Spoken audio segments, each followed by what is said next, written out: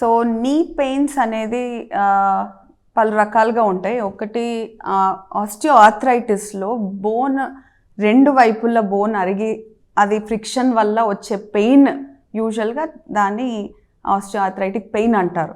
So ఇది చాలామందికి ఈ మధ్య యంగ్ ఏజ్ గ్రూప్లోనే వస్తుంది, అబౌట్ 35-40 ఇయర్స్కి వస్తుంది. దాంట్లో స్టేజింగ్స్ కూడా ఉంటాయి. స్టేజ్ 1 to స్టేజ్ 4 ఉంటుంది.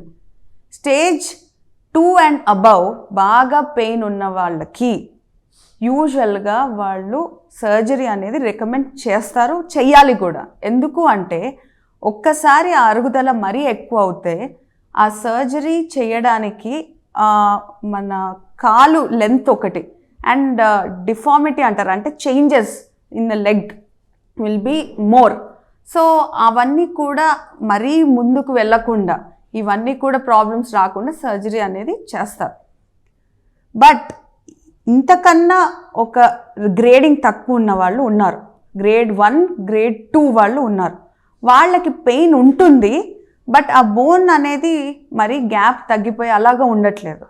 సో వాళ్ళకి ఆ రీజన్ ఆఫ్ పెయిన్ అనేది మనం maybe because of the exercise తక్కువ అవ్వడం వల్ల, న్యూట్రిషన్ తక్కువ అవ్వడం వల్ల ఇవనేది ఉంటుంది.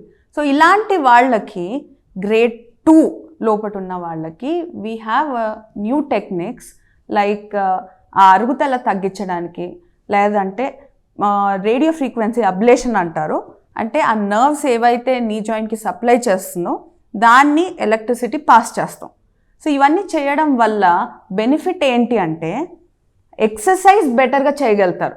అంటే ముందు ఆ అరుగుదల అనేది మనం మరీ ఎక్కువగా వెళ్ళకుండా స్టాప్ చేసేది ఒక వే ఆఫ్ ట్రీట్మెంట్ ఇది.